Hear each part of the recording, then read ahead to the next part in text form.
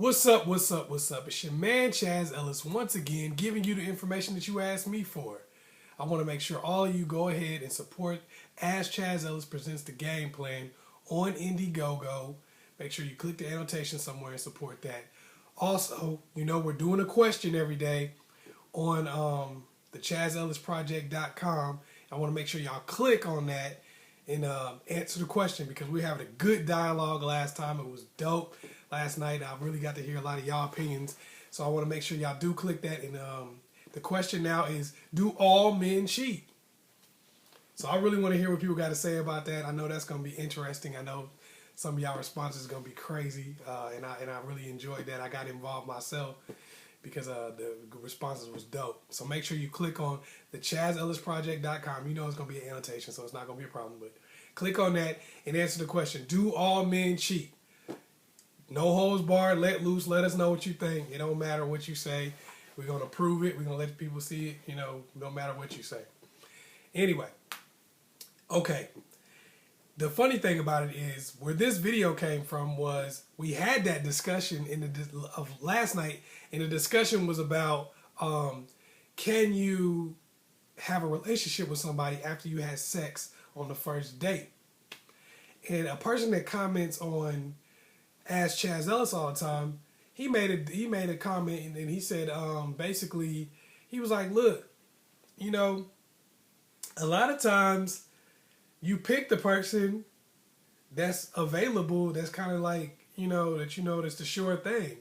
A lot of times you call them up over and over again, and even when you plan on cheating on them, the other people kind of fall by the wayside because you just don't feel like, you don't want to lose out on the sure thing.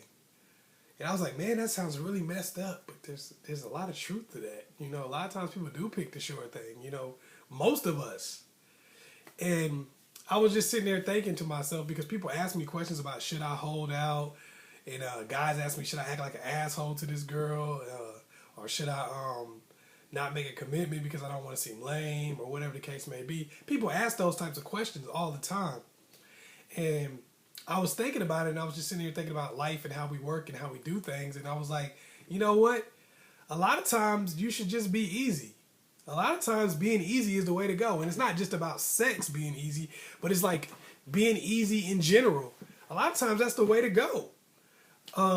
Because we're going to be real and we're going to be grown right now. We're going to be super honest, okay? So some of y'all going to get mad, some of y'all might get offended, but this is going to be super honest commentary just about what's going on and how things work. Let's be real with ourselves. For almost every person, every single person just about, they're usually talking to three people. Now, I ain't say they was having sex with three people. I ain't say they was really seriously dating three people. They're usually talking to three people. They usually have three people that are in their lives or more, right? Usually it's somebody you met online. There's somebody that you met in person, whether it be at work or at a club or something like that you're dealing with. And it's then somebody who is from the past. Either it was an ex-boyfriend or girlfriend, or somebody that you just kind of talked to for a while and they done popped up again and you're talking to them now. And then you have, and whoever you're talking to, whoever you are, I guess in that scenario, would fit it probably into one of those three things. So, in general, how do we pick people? Because usually there's multiple people that we're trying to talk to develop a relationship with. So how do we pick people? Let's be real. Let's be honest with ourselves, right? 9 times out of 10, we have created a tier system. That's pretty much every single person across the board. Whether you did it consciously or subconsciously or whatever, you have created a tier system. And what your tier system basically works as is this. Here is the person that I would most likely want to be with. Like, this is what I would consider my ideal. Okay? And you may be talking to somebody that's like your ideal person. Here is a person that maybe there's one or two things missing that make them ideal, but there's still somebody that I would like to date and probably would enter into a relationship with. Then you have the person that you would never date pretty much no matter what. Now, we're different people depending on who we're dealing with. We're different. We're on a tier differently we're on a different tier depending on who the heck we're dealing with. So some people, they get offended when you say, oh, you might be on the second tier, or you might be on the bottom tier. You're like, well, I don't feel like I'm bottom tier. It depends on who you're dealing with, because everybody's got different things that they care about. So that's what's going to put you on that tier to that person. So how do we pick people, though? Let's be super real. People make love super complicated. People make relationships super complicated. But a relationship generally boils down to this. Two people getting together initially generally boils down to this. You were the best person that was consistently available. Or you were the best person that was willing to give the commitment that they wanted. And it's usually like for guys, you're the best person that's consistently available. Like I called you, you kept coming over, you kept hanging out, we kept going places. And you were on the tier that I was looking for to be in a relationship with. Or you were the best person that was willing to make a commitment. A lot of guys would be like, they don't want to make a commitment because they feel like, oh, well, she might, I might get dissed by this girl, whatever the case may be. But a lot of times it's all about just you were the first one to make a commitment. That was what she was looking for, and you were what she was looking for. You were on the tier that she would date. So you were the best dude that was willing to make a commitment. I know that sounds kind of like, what? So you saying that she settled for me? You saying he settled for me? It's not like settling. That's just, people say that all the time. Like, oh, well, they just settled. No, what it is a values. It's about values and what they place value on. Like, for instance, if you see somebody driving around in a Lamborghini, you don't say, look, that person settled for a car with no back seat. No, what you say is they must have wanted a car with a big engine. They must have wanted a car that had a lot of performance and that was really fast. That's what they must have wanted, so they picked the Lamborghini instead of something with 4 doors and a back seat. It wasn't a settling thing. It was that that's what they cared the most about. Well, some people, most of us, when we're wanting to be in a relationship, we care the most about that person being consistently available. We care the most about that person being willing to make a commitment. But we also want them to be at a certain level. Like there's a certain level that we're just not willing to date, and there's a certain level that we would want to date.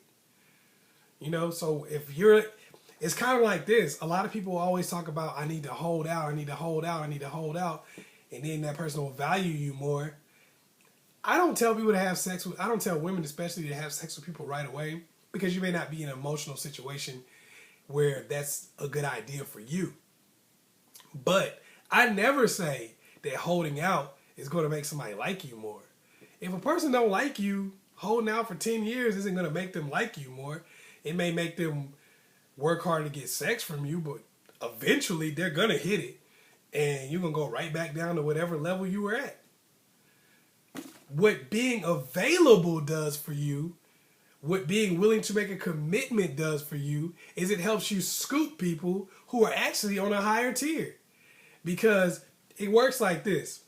If I'm talking to 3 people, here's my ideal girl right here. This is like, she's exactly what I was pretty much looking for. And then you might be like here, not far below, but you might be like here. Not exactly what I was. There might be maybe 1 or 2 things missing that I didn't really think about, or I didn't really want. You might be right here. But this girl is flaky, never calls back, doesn't show up for stuff, doesn't really hang around, is playing hard to get, trying to hold out for, like, I'm not having sex and blah, blah, blah, blah, blah. And she might be like that for a while to where I lose interest. And then you're constantly around.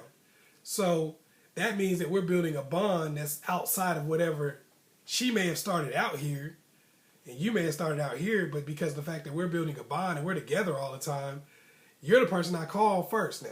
It used to be her and then call you afterwards. You can't control that. You can't control what you are to somebody. So I know people get mad about that. Like, I don't want to be second choice. You can't control that. And you're not going to know about it anyway. They could call that person every time before they call you, and there's no way you would know. So what ends up happening a lot of times is because you're available all the time, they start building a bond with you. And then this person starts becoming less of what they're looking for because they're building a bond with the other person. It works in a lot of different ways. A lot of times you could be number one. You could be right there at the top. And if you're constantly available, these other people just fall by the wayside because they'd rather hang out with you. But if you're not available, number two scoops you. It's like, you're never here. I called you 5 or 6 times. You didn't pick up the phone. You didn't want to hang out. So why wouldn't I? Just because you have all the stuff that I may be looking for, all the tangible stuff that I wanted, you're not available and you're never around. So why wouldn't I try to talk to somebody else and then I get to know them better and they have some stuff that you may not have had, or maybe you did have it, but I never got to figure it out, so it doesn't matter. It doesn't exist to me because I didn't get to figure it out. That's how it works. The system kind of works is if you're available. You know, I was reading this thing one time I was at the Boys and Girls Club. This is back when I was a kid. And it said 90% of success is just showing up.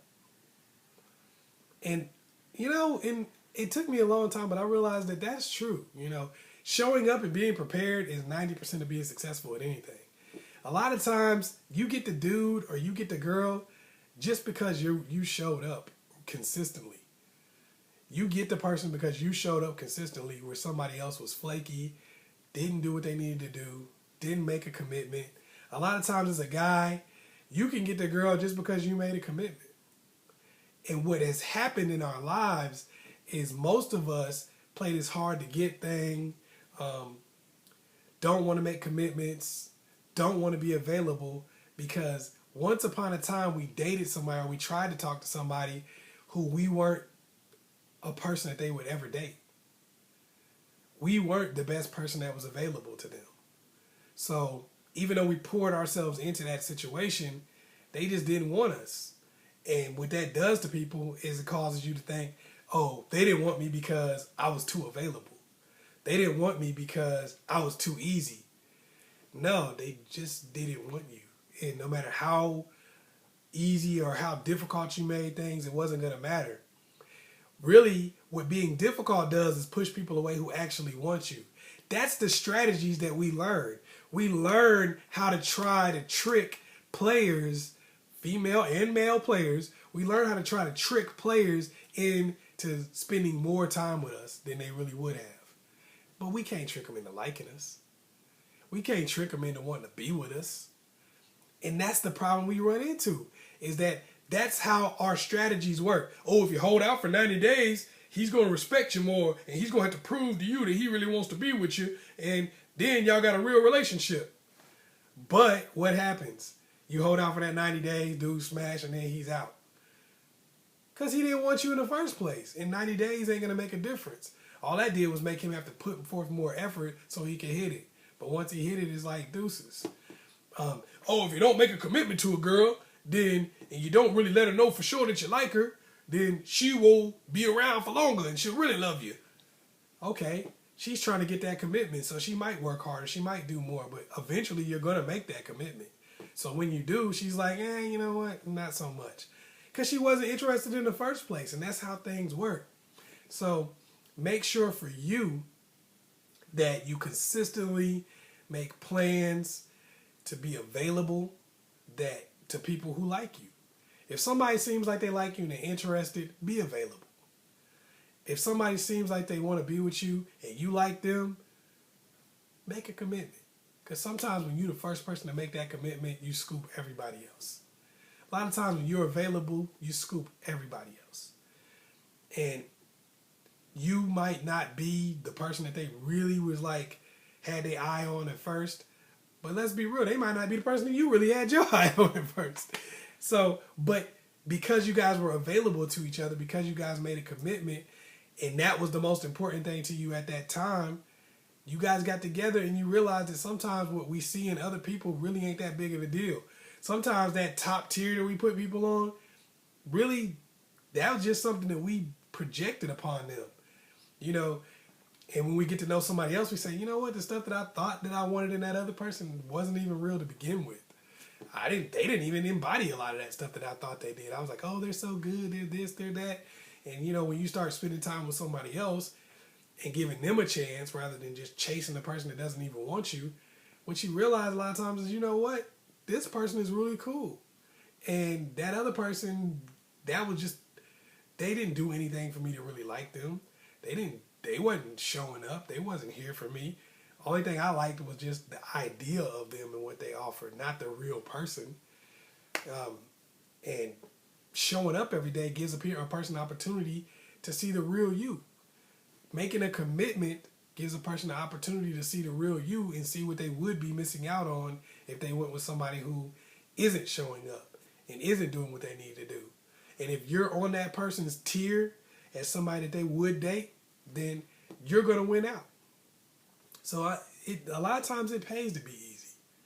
You know, being difficult, playing hard to get, that attracts players. That attracts people who enjoy the chase. But the chase has to end at some point. You're going to have to let them hit it.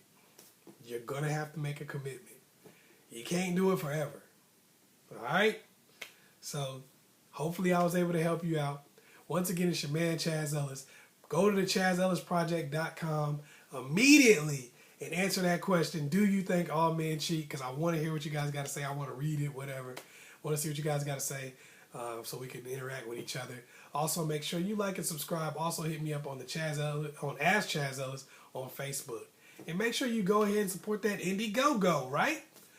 Ask Chaz Ellis presents the game plan. Support your boy. You know what I mean? You got a few more days to do it. Make it happen. All right? You know, whatever you can do. Peace. Make sure you share this video with somebody else. Share it all willy-nilly like.